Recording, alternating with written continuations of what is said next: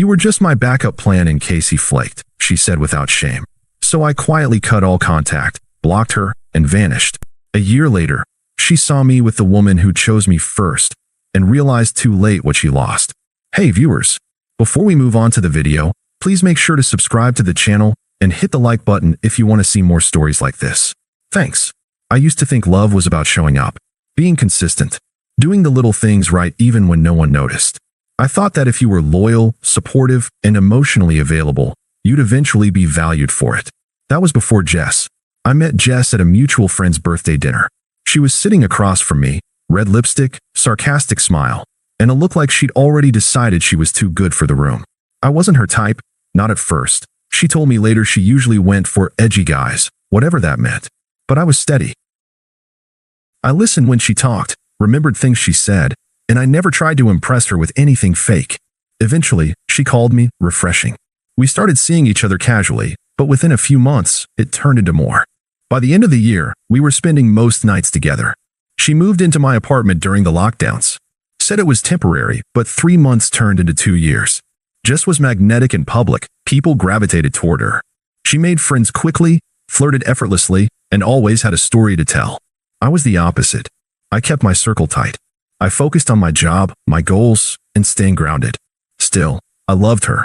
Or at least, I loved the version of her I thought was real. I used to do things for her that now seem insane.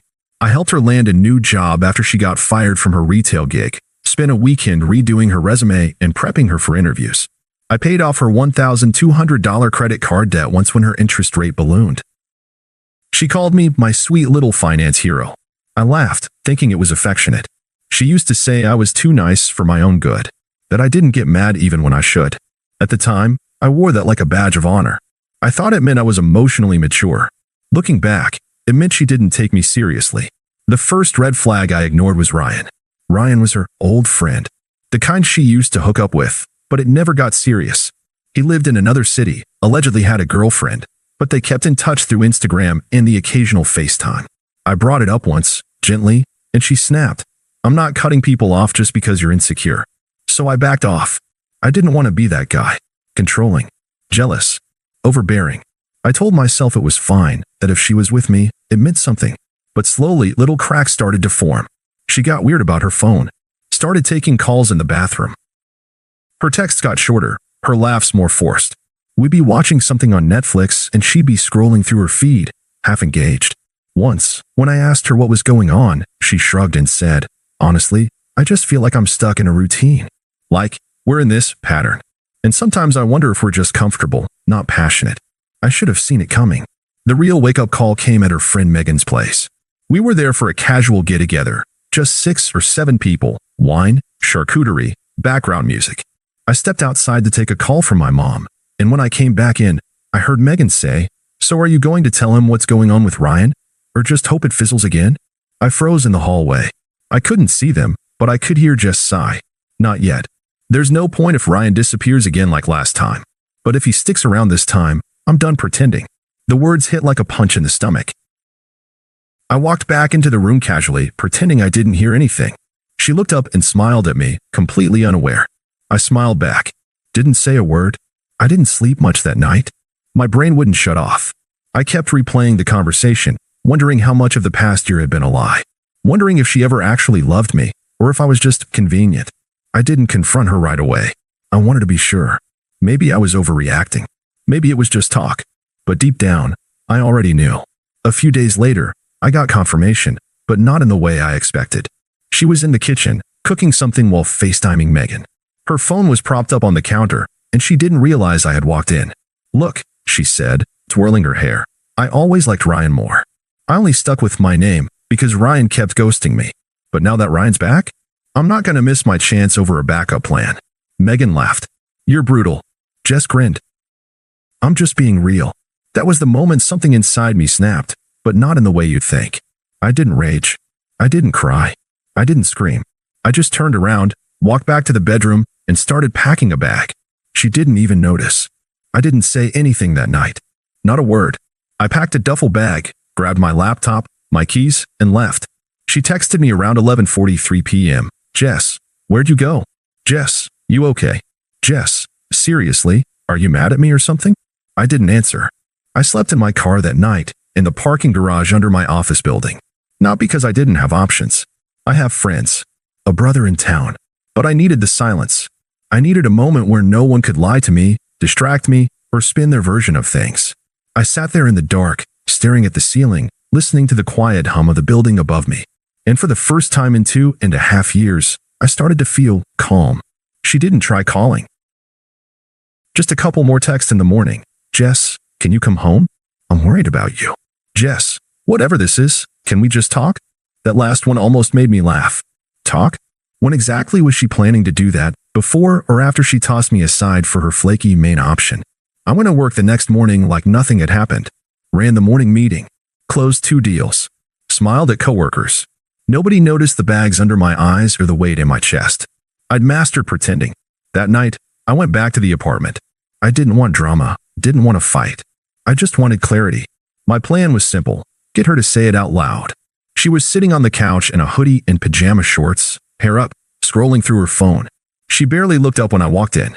You didn't answer any of my messages, she said, like I'd just come home late from the bar. I needed a night to think, I replied. Calm. Neutral. She stood and walked over. Think about what? I motioned toward the couch. Sit. She did. I didn't. I want to ask you something, I said. And I want a real answer. She crossed her arms. Okay. Are you still in love with me? I asked. She hesitated for a moment, then let out a slow sigh. Well, okay. Where is this coming from? Just answer the question. I mean, I care about you, obviously. That's not what I asked. She looked away. I don't know. Things have been weird between us lately. It feels like we're going in circles. And maybe we've both been feeling it, but just didn't want to say anything. And what about Ryan? I said, deadpan. That froze her. She blinked, eyes darting around the room like she was calculating. What about him? I heard you, I said. At Megan's. And again on FaceTime yesterday. You called me your backup plan. She went pale, opened her mouth, closed it. Then, like flipping a switch, she went straight to defense mode. Okay, first of all, that was a private conversation. Do you deny saying it? She was silent. I nodded. Right. Jess stood up suddenly, frustrated. It's not what it sounded like. You said you only stayed with me because Ryan kept ghosting you. That I was just someone to fall back on. Her voice sharpened. You're twisting it. I was venting to a friend. People say things they don't mean when they're frustrated. You sounded pretty sure. I was confused. Okay, she snapped. I didn't know what I wanted. And Ryan's been in and out of my life forever. I thought maybe, just maybe, if it worked out with him this time, I should explore that. And what exactly am I in this scenario? The emotional storage unit you park in between breakups. That's not fair, she said, folding her arms tightly. What's not fair is how long I stood by you while you played pretend, I said, voice still calm. I helped you get back on your feet. I believed in you when nobody else did. And the entire time, you were waiting for someone better to show up. She scoffed. I never said he was better. You didn't have to. We stood there in silence. She looked like she wanted to cry, or scream, or throw something. But all she did was whisper, so what now? I took a breath. I'm done, Jess. You made your choice. I just finally heard it out loud. She blinked. So that's it? You're not even going to try to work through this? I worked through this for 2.5 years. Alone. You were just waiting for someone else to come pick you up. You're blowing everything out of proportion. You're not even giving me a chance to explain. You already did. I grabbed my bag and keys. Walked toward the door. You're just going to walk out, she yelled after me. I stopped and turned to look at her. You walked out first. I'm just catching up. Then I left. Didn't slam the door. Didn't say another word. And I never looked back. After I walked out of that apartment, I didn't go back. Not for a conversation, not for closure, not even for the stuff I left behind, a few shirts, a set of headphones, some old books. She could keep it all. I didn't want a single thing that reminded me of her. I blocked her number, deleted our chats, muted her on every platform. I didn't make some grand announcement. I didn't post some dramatic caption about moving on. I just went dark. I vanished from her life as if I'd never been in it. And that's when it hit her. The first email came 3 days later. Subject, can we please talk? Body, I know you're hurt. I made mistakes. I panicked. But I never stopped caring about you. Can we please just talk, face to face? I didn't respond. A few days later, I got another one. Longer this time. Rambling. Emotional. She said she missed me. That she didn't realize how much I meant to her until I was gone. That she was confused when she said those things. That she didn't mean it like it sounded. Of course she didn't. It only sounded bad once she realized I wasn't going to beg for her back. But the truth was, I didn't miss her. Not anymore. What I missed was the version of her I thought existed, the person I believed she was. That person died the moment I heard her say I was just a backup plan. The silence that followed became my therapy. At first, it was hard. I'd have moments in the middle of the night where I'd wonder if maybe I overreacted. If maybe I should have fought harder. But those thoughts didn't last long. Because every time I started to waver, I'd remember her exact words. I only stuck with him because Ryan kept ghosting me. It wasn't a mistake. It was a decision. A cold, calculated choice to string me along while she waited for someone she liked more. So I did what she never expected. I built a life without her in it. I started going to the gym consistently. Not out of spite, but because I finally had the mental space to focus on myself. I spent weekends with friends I'd neglected during the relationship. I picked up hobbies again, photography, hiking, things that brought me peace. I started sleeping better, eating better, thinking clearer. One night, about a month later, I got a text from her best friend Megan. Megan, hey, just wanted to say I'm really sorry about what happened. I didn't know she was being that shady. Hope you're doing okay. I never replied. But that was the first sign her little support network was starting to unravel. Then came the second. I ran into a mutual friend of ours at a birthday party. We hadn't seen each other in months, and he looked uncomfortable when he brought her up. Yeah, Jess and Ryan didn't really work out, he said. Apparently, he dipped after like 2 months. Blocked her, I think. I just nodded. Sorry to hear that. I wasn't. Turns out, Ryan had done what he always did. He got bored, moved on, ghosted her the moment she started getting emotionally attached. Exactly what she did to me, only faster. Poetic. That same night, I met someone. Emma. She was nothing like Jess, not loud, not flirty, not the center of every room.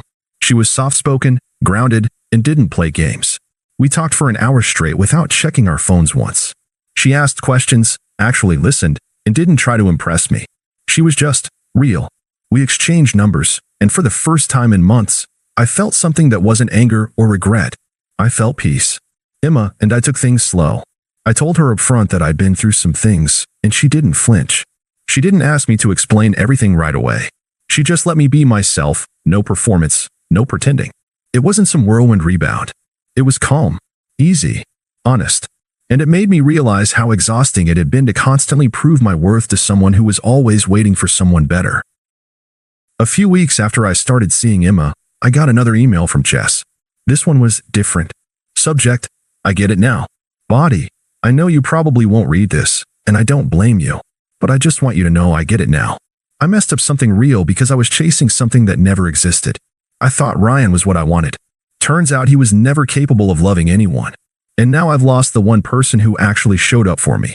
You didn't deserve how I treated you. I'm sorry. There it was. The apology. But it didn't land the way she thought it would. Because by then, I didn't need it. I'd already healed. Already moved on. Already realized that people who truly love you don't make you feel like a backup. They choose you first and always. I didn't respond. She'd used her words before to manipulate, to cover up, to justify. Now, her words were powerless. I didn't need them. I had something better. I had peace. About 2 months after Jess's last email, her name popped up again, but not in my inbox. This time, it was on my phone. An unknown number, but the message made it obvious. Hey, I know I'm probably the last person you want to hear from, but I just wanted to say I'm really happy for you. I saw some photos of you, and that girl, she seems sweet. You look really good. I didn't respond. An hour later, another one came through. I've been thinking a lot lately about us. About how I ruined something solid because I was chasing some fantasy. I don't expect anything. Just, if you ever want to talk, I'd really like that. Still no response. She followed up the next day with a picture. A selfie. No words, just her looking into the camera with that same force pouch she used to post on Instagram. Blocked. I figured that would be it.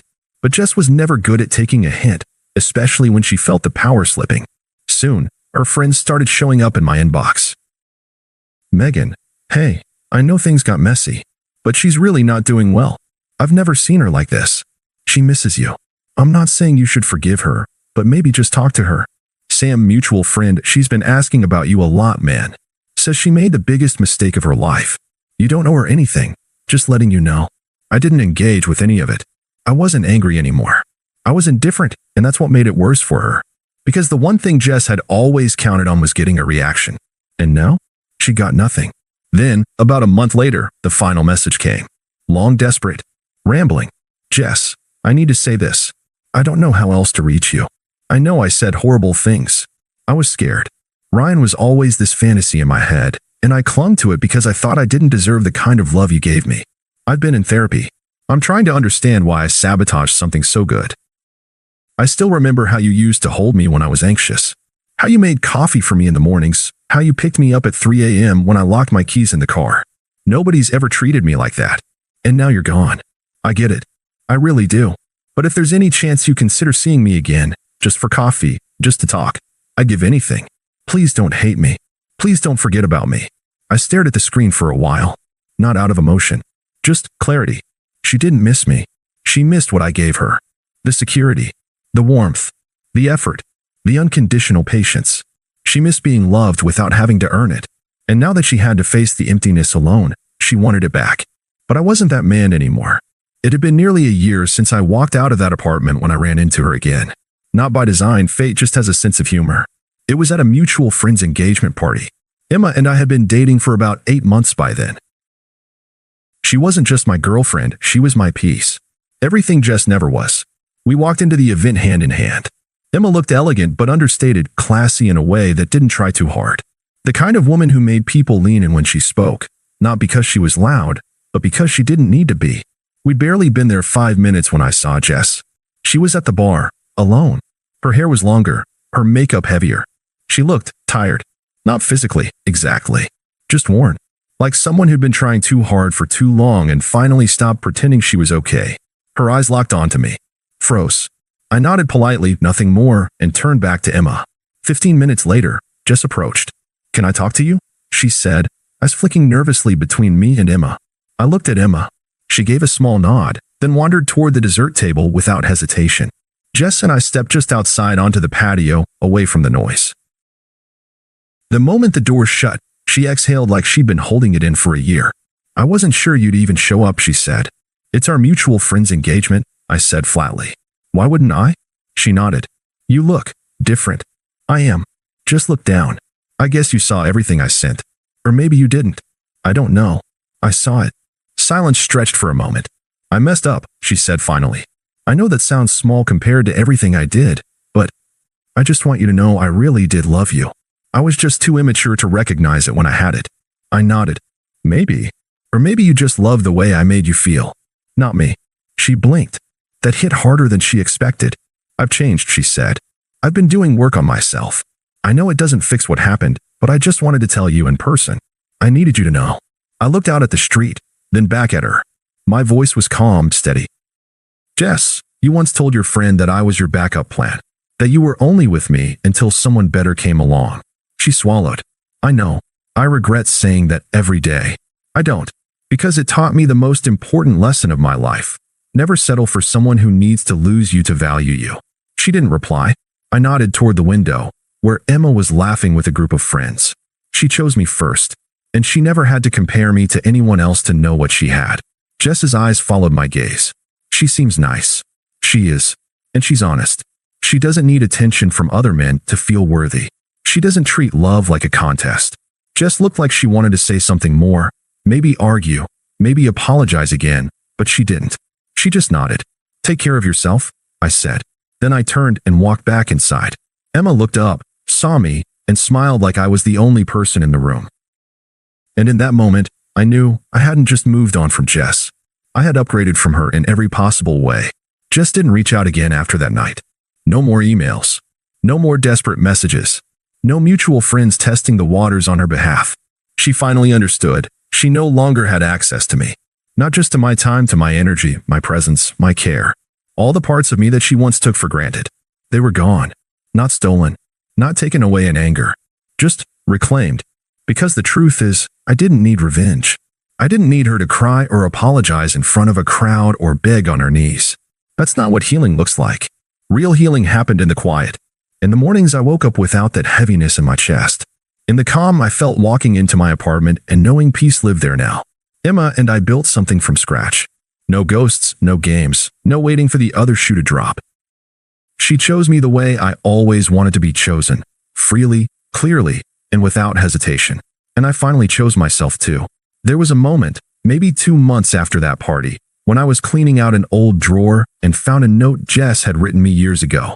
A goofy post-it from some random Tuesday. "You're my favorite safe space. Don't ever change." I held it for a second, smiled once, and threw it away. She was right about one thing. I was safe, steady, real, but I did change. I stopped being someone's safe space while they waited for a thrill ride. I stopped being the man someone settled for just in case. Sometimes people ask if I ever hear what happened to her. Truth is, I don't ask.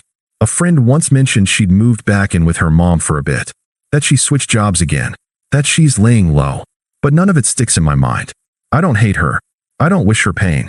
I just don't care. She became a lesson I outgrew. A name that used to matter, now just background noise. Like a song you once loved, but haven't played in years. What matters now is the life I've built after her. Emma and I just got a place together, a modest little home with more plants than furniture right now. We spend weekends making pancakes and arguing about whether or not the cat should sleep on the bed. We laugh a lot. We talk even more. And sometimes, when she's curled up next to me with her head on my chest, she'll say something simple like, "I'm glad we found each other." And I always smile. Because I didn't find her by luck. I found her by walking away from the person who never deserved me in the first place. And I'll never go back. Thanks for watching. Make sure to subscribe to the channel and hit the like button.